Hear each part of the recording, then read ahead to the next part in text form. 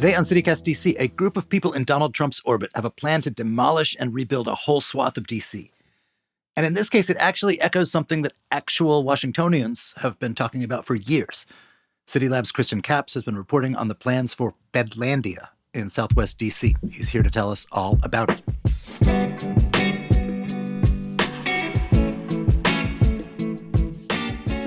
Today is Tuesday, February 17th. I'm Michael Schaefer. Here's what DC's talking about.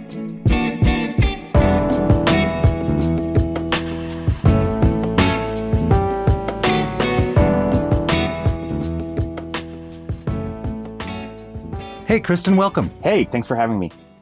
So you wrote this fascinating, deep dive into what you all at CityLab call Fedlandia in DC, and which what I think a lot of us locals call that weird area between Independence Avenue and the Wharf, where there's a bunch of strange buildings from the 60s. What are the boundaries of that, if you had to give them? Oh, man, this place that you know but maybe never go to. It's that kind of stretch between the National Mall down to the Wharf, bound by 295, which cuts right across it and goes right up. And it's a huge part of the city where nothing really seems to happen. So what is currently there? It's the part of the city, where L'Enfant Plaza is. It's where Federal Center is. And it's just a ton of federal office buildings, a couple of dozen very large, very empty federal office buildings, and nothing really much else to speak of. And this stuff was all built in the 60s, 70s as part of this urban renewal in Southwest and this big expansion of the government. And so the buildings kind of reflect that space age moment. It's a lot of brutalism and a lot of heavy, heavy concrete. Yeah. The history goes back to urban renewal and a time when, federal officials were really interested in slum clearance. That's the kind of the way they saw it. And Southwest DC was, predominantly Black, very poor part of the city. And federal officials thought this was a problem they could address by basically just raising it. And they did this and erected a ton of, great society infrastructure in its wake. The federal buildings like HUD, the Department of Housing and Urban Development, was built there. A ton of other federal buildings were built there, and many thousands of Black households were displaced. Right, one of the most hated buildings in DC, the Forrestal building that houses, I think, the Energy Department, and is just this concrete boat sitting there. I don't know how you feel exactly about brutalism. I'm a really big fan. I love DC brutalism in particular. I think we have the best of the ugliest architecture in the country. But Forrestal is just not one of them. It's 3 blocks long. It kind of floats. It looks like a skyscraper that's maybe been tipped over. And you just can't get through it. You can't get around it. And it's right across the street from the Smithsonian Castle. It's probably the most valuable piece of real estate that you could find outside of the White House or the Capitol in Washington. Okay, so this has been fixing this part of town. It's been on a lot of people's minds for a long time.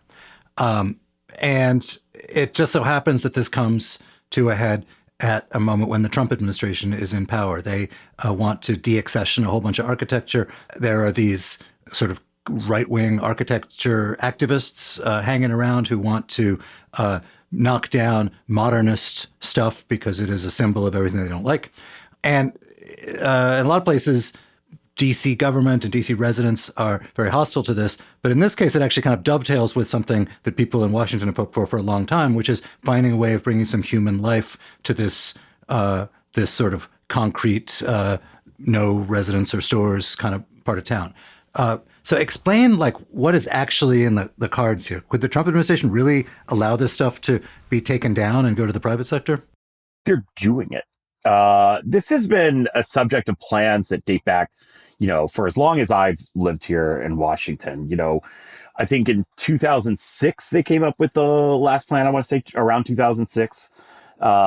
These federal agencies like the National Capital Planning Commission developed a plan to turn it into the eco district But the process is so onerous, it's almost unimaginable that you could do it without some huge push from Congress to create like a Macmillan plan, like a big Senate plan that would take 50 years to execute. But then Donald Trump just knocks down the White House. He raises the East Wing. He doesn't ask anyone for permission. He doesn't tell anyone really that he's going to do it. And starts listing federal buildings for sale. According to federal officials, the White House has come up with bids for demolition for 4 very large federal agency headquarter buildings in Southwest. So, as best as I can tell, without confirmation from the White House that it's happening, it seems to be happening.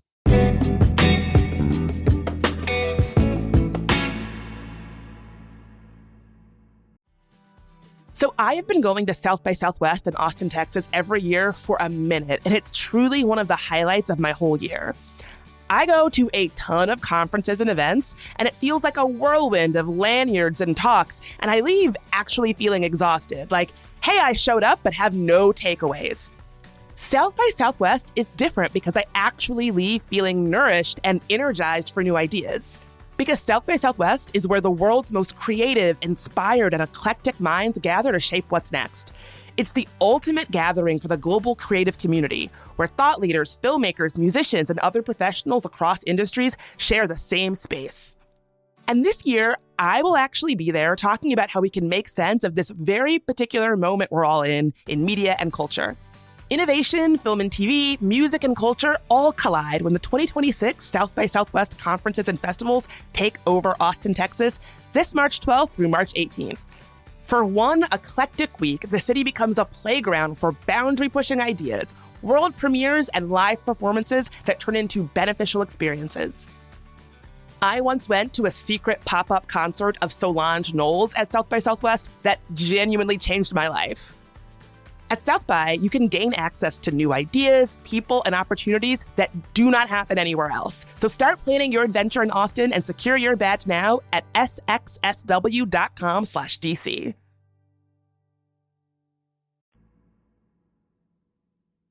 All right, so when the city government and sort of local Washington people close their eyes and fantasize about, we want to bring some life and some people to this area, what did they imagine could get done there? What have they been hoping for all this time?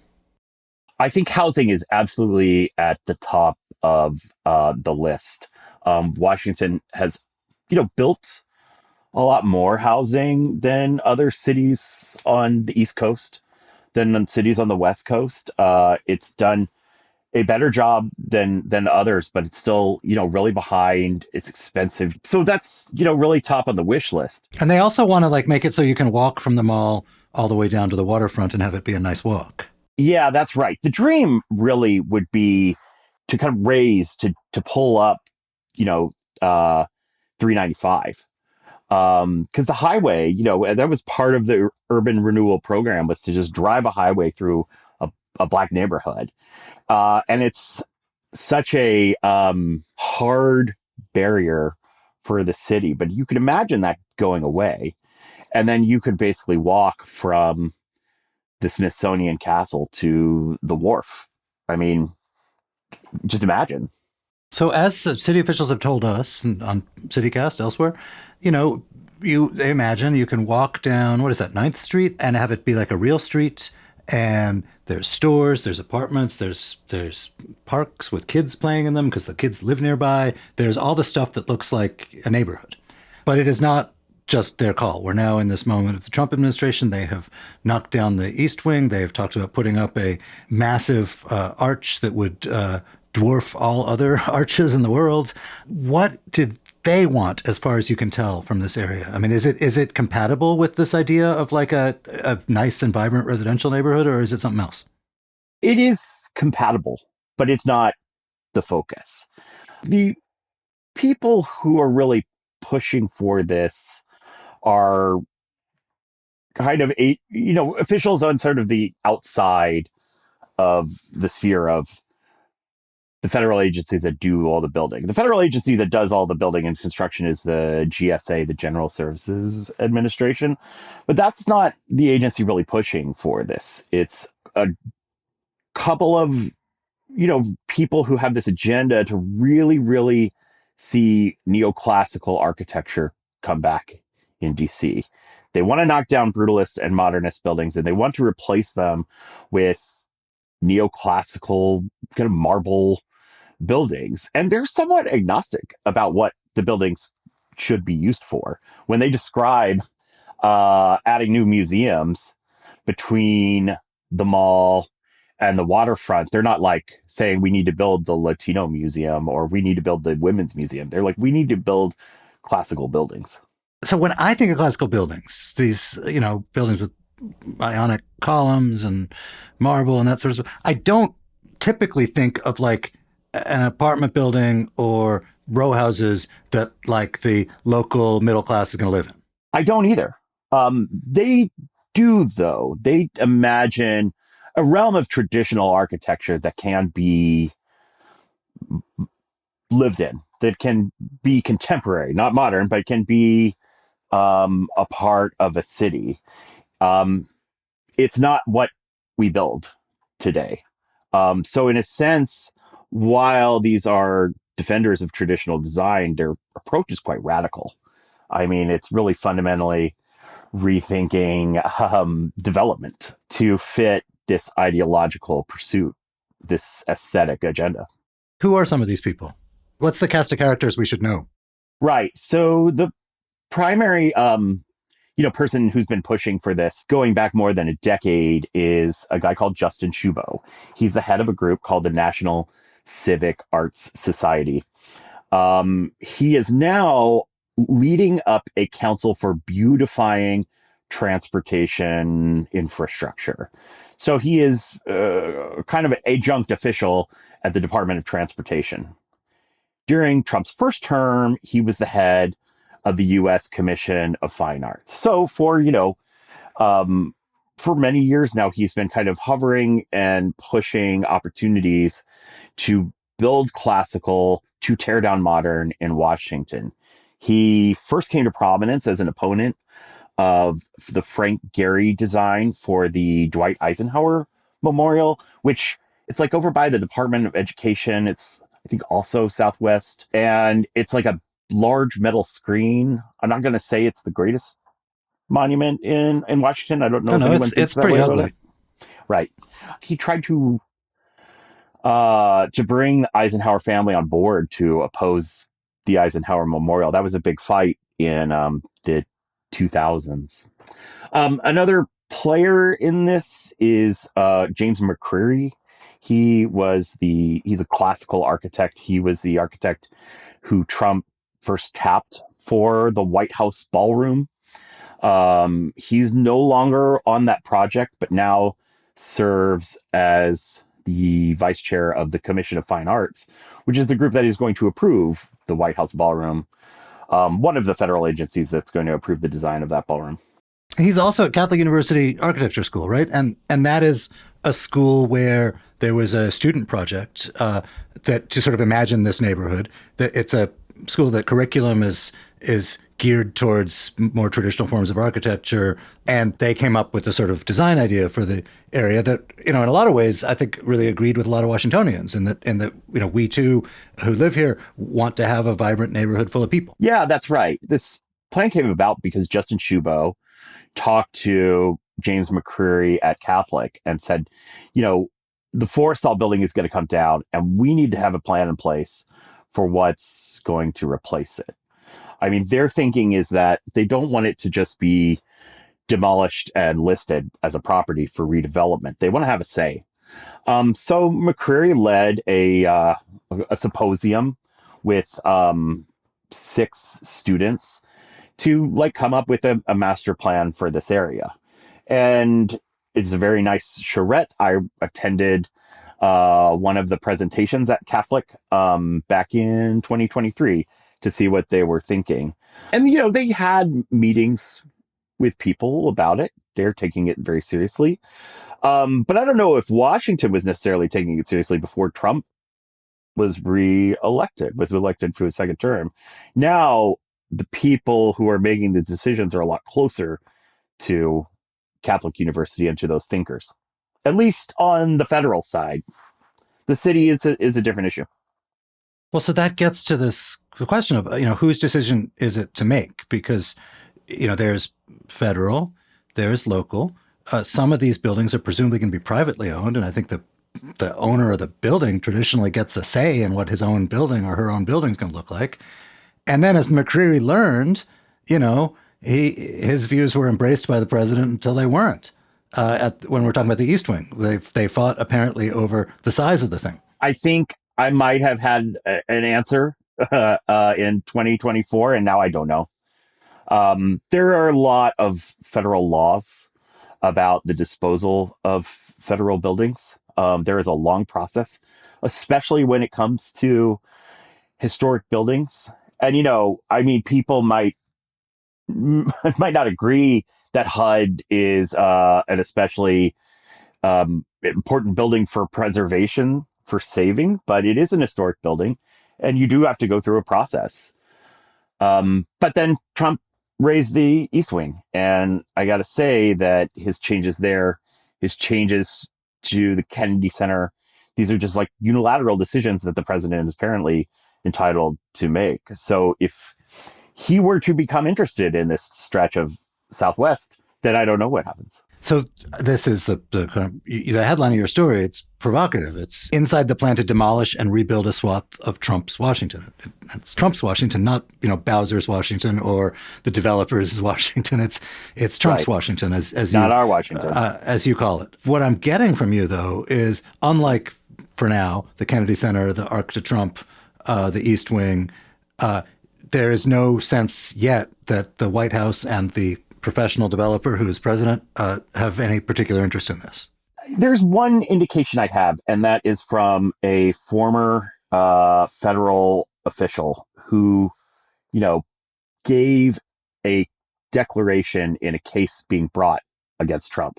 This is a case about Trump trying to paint the Eisenhower building white. The old executive office building next door to the White House. He wants to paint it white. There's a group trying to stop it. And, in this case, this document, this federal staffer said that there are bids already underway to demolish 4 federal buildings. That's not how this process works. The White House does not take bids to demolish properties. The White House does not develop properties that are not the White House. So I do think that the White House is looking at this area, but I don't know when that plan could take shape. I know that he is very focused on other things right now, but there are 3 years left in this administration.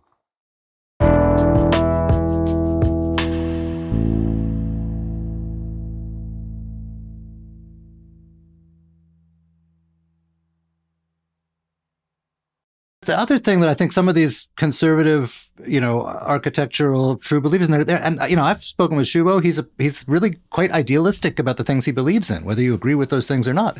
But as a lot of the idealists, even in the right wing, have learned with this administration, is that idealism will only take you so far, because particularly when we're talking about real estate development, at the end of the day, somebody is either going to make money or not. So for people who are professional developers who are going to need to sort of own the building, buy the land, build the building, develop it, and come away with a profit for their shareholders, what did they think of all of these different sort of dueling ideas around how it looks and what should be there? Yeah, that's a really good question. Developers see an awful lot of opportunity in this area. But when I spoke to one of them, a partner from a firm called Carmel, that developed a property in Southwest, he talked about the difficulties. And this is like a really amazing building. Everyone should go tour it. It's called the Annex on 12th. It is a former USDA building where they used to hang tobacco and classify tobacco and other plants. And now it is like a luxury apartment building with a rooftop infinity pool that looks right over the Smithsonian Castle. Getting that building done was just an enormous challenge. as they explained to me, this is not just like converting an office building to an apartment building, which is already a really, really big challenge, but converting a former bureaucracy to an office building, and just so many laws, so many regulations that you need to go through. And, this firm in particular said that they weren't prepared to do that. It was a different developer, Douglas, whom you'll know if you've lived in DC for some time. Douglas bought the building. Just so for people who don't know, what is Douglas known for? So Douglas is like a long time DC developer that has done any number of projects across the city. And they have a ton of experience working through the kind of federal entitlement process, which was just incredibly opaque and difficult. And they took this building and converted it, or got the title done, and made it possible to develop it, at which point another developer was willing to buy the property and finish it. So what developers tell me is this process is way too hard, and it's not going to be worth it, even though the real estate is so desirable, if some of these rules don't change. But as you know, the Trump administration doesn't follow these rules. So what developers can take away from that, I'm not really sure yet, but they're certainly watching and seeing that Donald Trump is able to move very fast to get some of these things done. But it sounds to me, though, like from what you're saying, that unlike in some of the conversations they've had about turning office buildings downtown into apartments, for most of the part of town we're talking about, conversions isn't really a thing. These buildings are going to come down. Yeah, these buildings are probably going to come down. Now, some of these older buildings that were built, before the 30s, were built at a time when there wasn't AC. And before air conditioning, buildings needed to be ventilated. They had to have a lot of windows. They had really kind of shallow floor plates. Right. So those are good for apartments. Those are good for apartments. I don't know if I want to call it easy. That's a good possibility. And some of those buildings down there, think of like USDA, this vast building, can be made into apartments if someone really wants to take the energy and resources to do it. One of the things we've watched in DC this year, as the Trump administration has taken over the police, has issued various ultimatums to the mayor, is how is the city trying to basically work to influence the federal government, to influence the Congress? There's a lot of concern about how present the city's delegate in Congress is, and how effective the mayor, Muriel Bowser, has been, or her successors could be. Do we know whether the city government at any level is working to influence some of these changes for Fedlandia? I would not call the city's approach to this very unified or strategic. Mayor Bowser did put out an ask in the last budget for $1.5 million to come up with the city's master plan for Southwest DC, something that would fit into and guide the federal plan for this area. The council did not take her up on that. We're talking about two different speeds here. You're talking about the president could order the stuff knocked down tonight. And then we're talking about the mayor asking for an appropriation for a plan that will be incredibly consultative and will come out in a couple of years. Yes, that's right.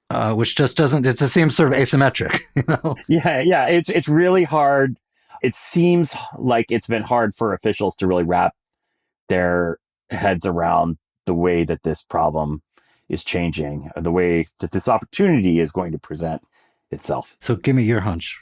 You've lived this for a while now. What do you see happening there? I think that they will, knock down several buildings. And, I fear that they're going to do this before there's any kind of plan in place, and local officials and possibly federal officials are going to be trying to catch up and figure out what to do with it. I think the last thing that I want to see is,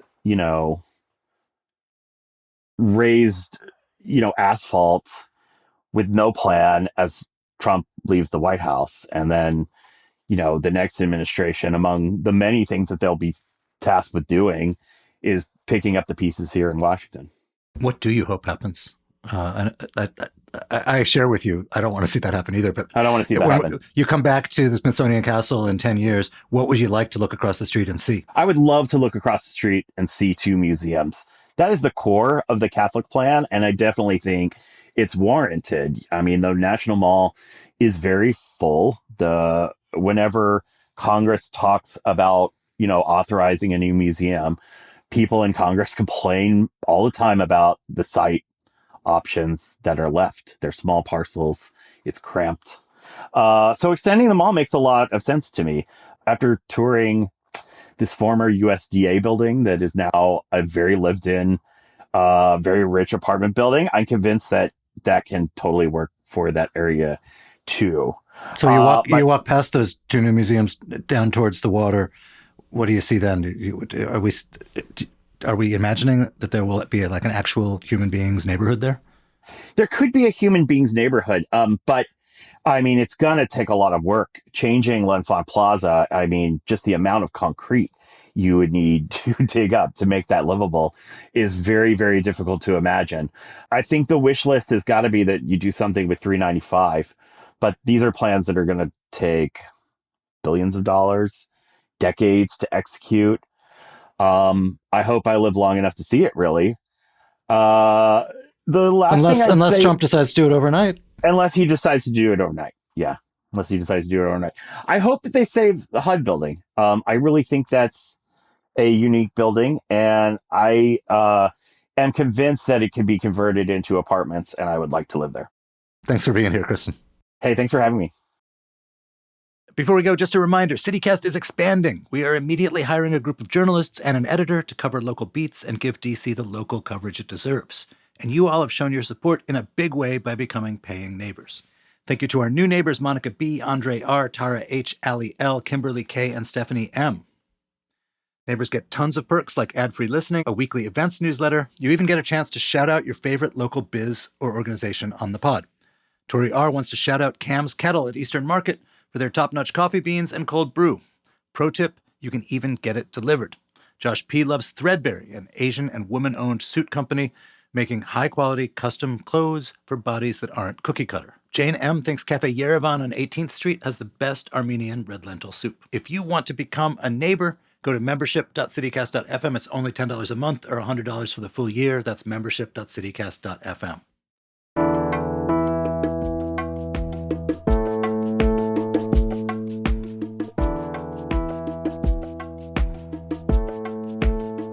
And that's all for today here on CityCast DC. If you enjoyed the show, why not tell a friend, rate the show, leave us a review, and subscribe to our morning newsletter. We'll be back tomorrow morning with more news from around the city. Bye.